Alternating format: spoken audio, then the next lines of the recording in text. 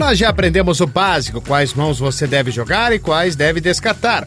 Você aprendeu a importância da posição e no último programa fizemos a primeira análise sobre a arte do blefe. É hora de colocar tudo isso em prática. Vamos focar nos torneios de pôquer, onde você pode transformar poucos dólares em milhões. Os torneios de pôquer podem transformar pessoas comuns em heróis.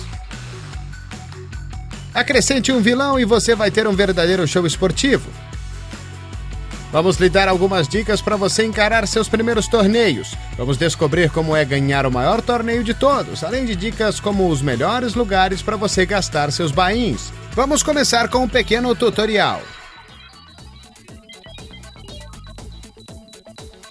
É nos torneios de pôquer que a maioria das pessoas aperfeiçoa suas habilidades.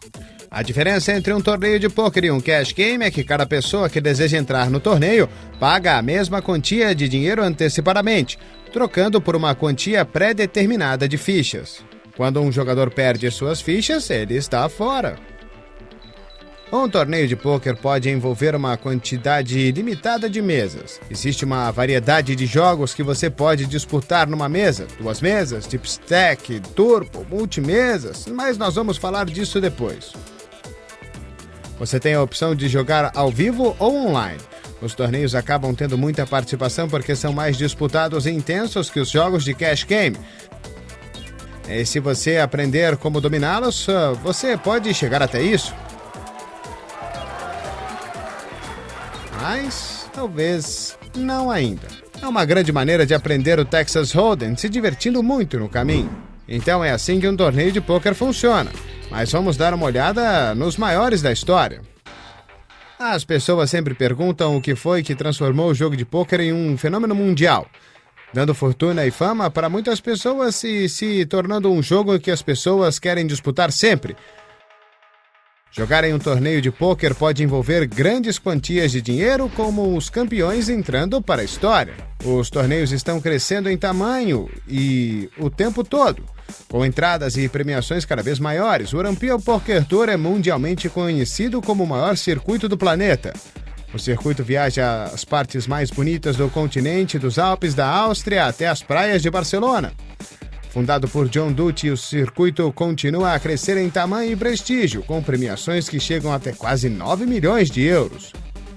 O Asia Pacific Poker Tour é outro circuito de prestígio, com muito sucesso na região da Ásia.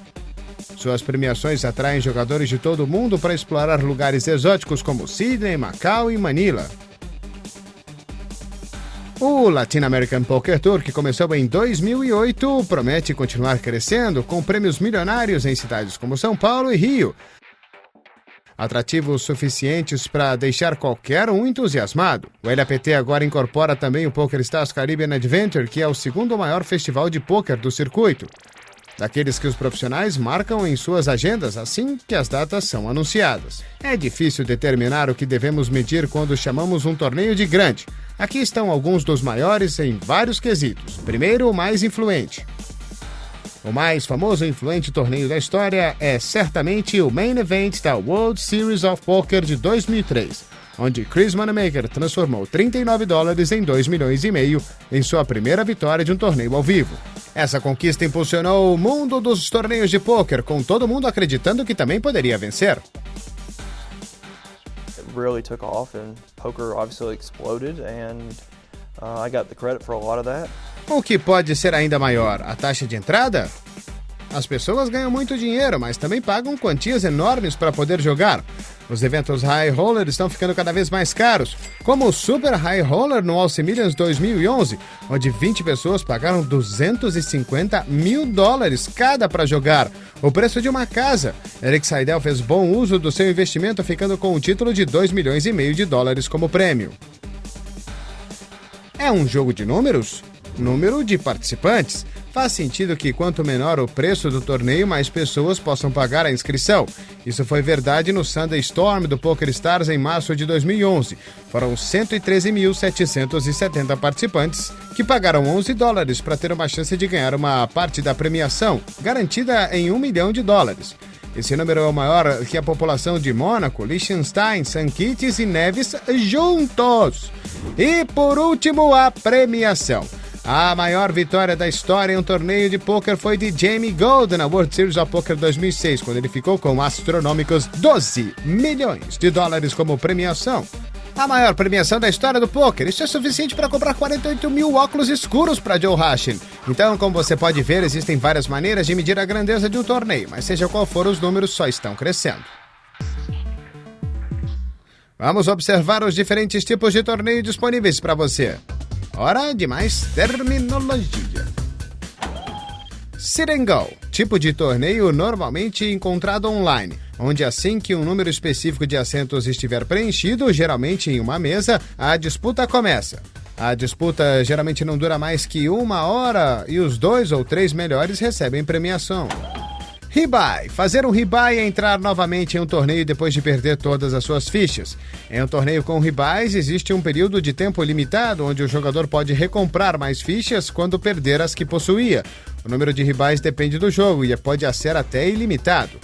Nesses torneios você pode esperar um estilo mais agressivo dos oponentes durante o período de recompra, quando os jogadores estão tentando acumular fichas. Free Roll. Um torneio Free Roll é aquele que tem entrada gratuita. Os Free Rolls geralmente têm prêmios em dinheiro, assim como podem distribuir vagas para outros eventos. Isso é uma boa maneira de um jogador adquirir experiência e, quem sabe, aumentar seu bankroll. Deep Stack. Um torneio Deep Stack é aquele onde os jogadores começam com uma quantidade de fichas maior que a usual, em comparação com o tamanho dos blinds. Um torneio Deep Stack favorece os jogadores mais experientes, já que eles duram mais na disputa e jogam mais mãos, reduzindo o fator sorte. Turbo. Um torneio turbo é aquele onde os níveis de blind aumentam mais rápido do que o normal. Os jogadores têm um estilo muito mais agressivo nos torneios turbo, já que estão podendo ficar muito tempo esperando boas mãos. Short-handed. Os torneios short-handed são aqueles que têm um número menor de jogadores por mesa. Quando isso acontece, os jogadores acabam participando de mais pots e jogando uma variedade maior de mãos iniciais, gerando mais ação. Satélite. Um satélite é um torneio onde os vencedores recebem vaga para outro torneio com uma taxa de entrada mais alta. Os torneios satélites são uma grande maneira de transformar um pequeno investimento em uma grande premiação. Hora da sessão Meu Jogo, com a diversidade no universo do pôquer. My name is Gail Garcia Diaz and I'm the EPT TV presenter for Belgium and Spain. And I'm also a model and I love to play poker. I came in contact with PokerStars 2 years ago. They asked me to do a photo shoot, for the promotion of the Belgian Open Poker Championship. So that was my very first poker experience. And I started to play from that day. And I've been, reading a lot of books, playing online. I went all by myself, to the casinos. And that's how it started. Quando se fala em torneios na Europa, existem poucos jogadores com retrospecto melhor do que Luca Pagano. Vamos ver quais são os seus segredos para o sucesso.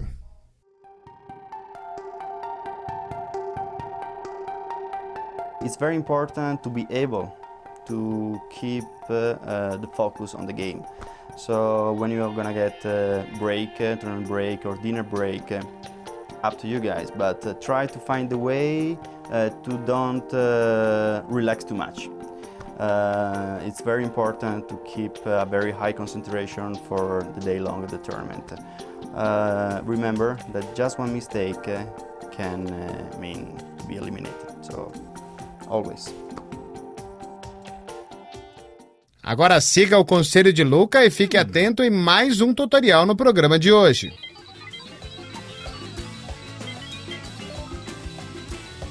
Quando você for jogar seu primeiro torneio, tenha certeza de que ele é o torneio certo para você. Antes de fazer a inscrição, preste atenção em algumas coisas. Qual é o buy-in? Não jogue em torneios que têm valores altos para você.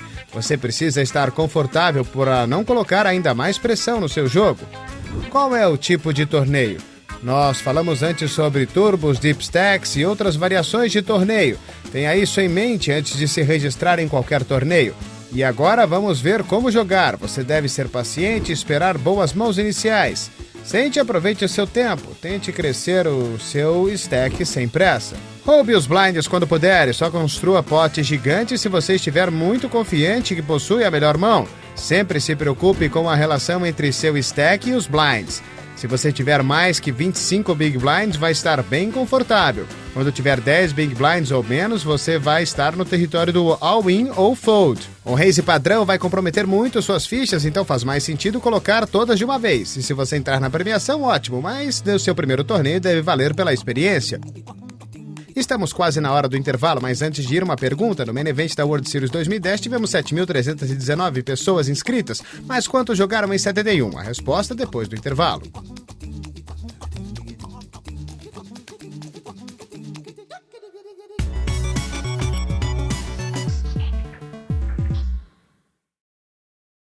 Estamos de volta. Antes do intervalo, nós perguntamos quantos jogadores participaram do Main Event da World Series of Poker em 71. E a resposta é 6. E o vencedor daquele dia foi Johnny Moss, que levou $30 mil para casa. Pouco em comparação com os quase 9 milhões que o campeão de 2010, Jonathan Duhamel, ganhou.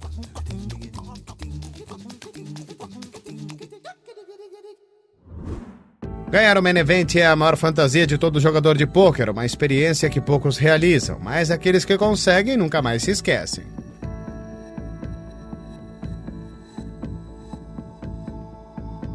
I remember it like it was yesterday. 2005 was my first World Series. Esses dois homens têm uma ligação graças a uma experiência que todos os jogadores sonham em conseguir. Os dois sabem como é ganhar o maior torneio de pôquer do calendário, o Main Event da World Series of Poker. Mas quando eles chegaram em Las Vegas, a conquista parecia muito distante. When I went to Vegas for my first WSOP, I was really in awe of the whole experience. It was so surreal.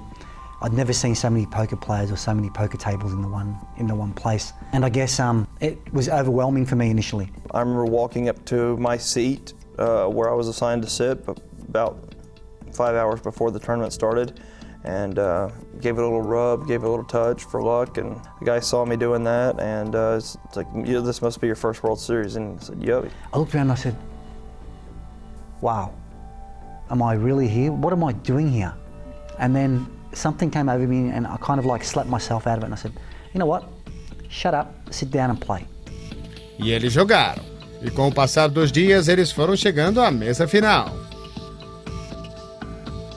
I was down to like 45,000 in chips, which at that point was pretty low, and I was crippled mentally and emotionally. And I walked outside, called my wife, and told her I'll be coming home soon, and then really had to clear my head and get focused again, because I did still have a chance. I mean, we were getting closer to the money. We came back on break, and I won my first couple hands out of the gate and got going in the right direction. And I never took a hit again in the tournament. Sure, the anticipation and the excitement built every day. The one thing that protected me was that I didn't look too far ahead. I just wanted to get through the day and have some chips and come back tomorrow and play some more. Chegar à faixa de premiação era uma grande conquista, mas eles começaram a querer mais. Once we made the money, dude, I was the happiest guy you've ever seen. I mean, we got paid $21,000 for making the money. That was life-changing money for me. That was huge. So you can imagine what happens 2.5 million later. When we closed up shop and we were at 27 players at the end of day 5, I remember 27 guaranteed me like 440,000. And just by coincidence, my mortgage was 400,000. So I rang my wife up and I told her, honey, look, you know, I guess we're not going to have a mortgage when I get back. And we both started crying on the phone. That was my most emotional moment of the whole 7 days. Os pensamentos viraram realidade e os dois jogadores acabaram conquistando o impossível, tornando real o sonho de ganhar o maior torneio de todos. I remember specifically when Danneman called my all-in on the turn, and I had him drawing to 3 outs to tie. He couldn't win, and the crowd erupted.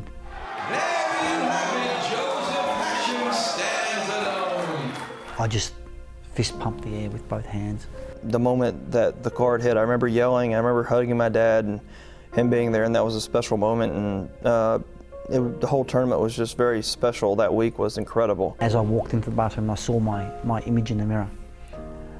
I looked at myself, and that's when the emotions ran a bit wild, and I realised what I'd accomplished. You know, I realised that that then my life had been changed forever. Quase uma década depois da história de Chris Moneymaker invadir as televisões do mundo todo, eles ainda são grandes embaixadores para o poker. E saiba o segredo do sucesso deles. One of the key things in tournament poker is survival. Just don't give up, and as long as you have chips, you're still in the game. I totally believe that patience and discipline are the two most important, critically important ingredients that you need to be successful, especially when you're starting out. One decision can send you home. Even though you started playing at noon, you got to make the correct decision at 10 p.m. just as you would at noon. The discipline to sit there and wait, sit there and fold hands that you shouldn't be playing, that's what makes heroes, that's what makes winners. Obrigado pelas dicas, senhores, mas como manter a concentração por horas sem cometer erros? Bom, aqui está o nosso tutorial final para esclarecer as coisas. Nem todos os jogadores de pôquer têm o físico esbelto, com bíceps fortes e abdômen sarados. Mas alguns estão sempre em forma, não só por causa da exposição na mídia, mas porque perceberam que existe uma relação direta entre o preparo físico e o sucesso em longas sessões de pôquer. Para ter sucesso a longo prazo no pôquer, você tem de estar preparado mental e fisicamente. A resistência é fundamental. Mentalmente, você precisa estar consciente do que acontece ao seu redor. E se sentir cansado ou fatigado não vai lhe ajudar. Com algumas poucas exceções, os mais recentes ganhadores nos torneios eram jovens e ativos. E mesmo que muitos atribuam isso às mudanças no jogo, o número grande de participantes nos dias de hoje deixa os torneios mais longos e isso favorece os mais jovens e bem preparados. É essencial um bom preparo físico? Não, mas com certeza isso ajuda. Nem todo mundo consegue jogar até os 70 anos como Doyle Bronson, mas aqueles que conseguem atribuem isso a um bom preparo e um estilo de vida saudável. Então, fique saudável e focado, hidratado e relaxado. Mas fique sabendo que as massagens não são gratuitas. Se você quiser assistir a esse programa novamente ou recapitular episódios anteriores, visite o everythingpoker.com. Hora de um pouco mais da sessão Meu Jogo. I really love to play live poker. I'm not really into tournament right now, but I'm pretty much a cash game player.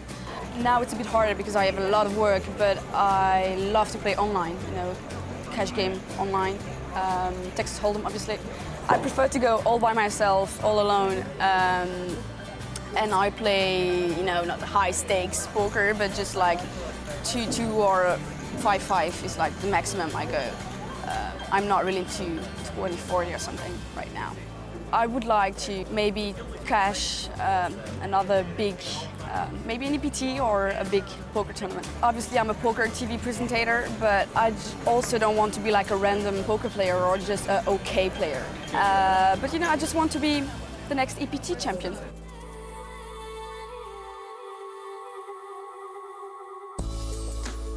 Das Bahamas, nós vamos para Londres. Uma prova que o pôquer é realmente um fenômeno mundial. Os tempos em que você só conseguia achar bons torneios em Las Vegas realmente já acabaram. Os circuitos continentais de pôquer estão em ascensão. Quais são os melhores torneios para jogar, hein? Na ensolarada Barcelona, perguntamos a 4 dos melhores jogadores do torneio do mundo quais as disputas têm um lugar essencial em seus corações. Nath Barbeiro, o argentino bicampeão do LAPT. A ganhadora do EPT e estrela britânica Liv Boeree. O dinamarquês, ganhador de eventos do WSOP e WPT, Theo Jorgensen, e o jogador com a segunda maior somatória de premiações em torneios, Daniel Negreanu. I've been playing tournaments for a long time, obviously, mostly in the US. One of the things in the last few years that I really enjoyed is traveling overseas and playing a lot of these EPTs, because people don't realize, I think, how many beautiful spots we're at. I mean, do you have a favorite spot on the EPT that you like to go to? This is basically my Barcelona? favorite. Me too. I love Barcelona. The atmosphere and the culture is so different from EPT San Remo, Italy to Spain to France. The LAPT, you obviously play some of those. Is there a difference in skill level, do you think, between the LAPTs and the rest? Is it a little juicier, a little more value? Um torneio com mais valor é aquele com mais jogadores fracos. Basicamente, um torneio que você tem mais chances de ganhar. Yeah, I think there is way more value in South America than here. And the locations are really good on the LAPT, so it's kind of fun, so you can go If there's one spot on the LAPT that you'd recommend that I definitely check out, which one would it be? I would say Costa Rica was fun. It's a beautiful country with like so much green and like beautiful beaches. The rainforest, you know. What about you? I mean, you're new to like traveling the world a little bit, and like, is there other spots that you are dear to your heart?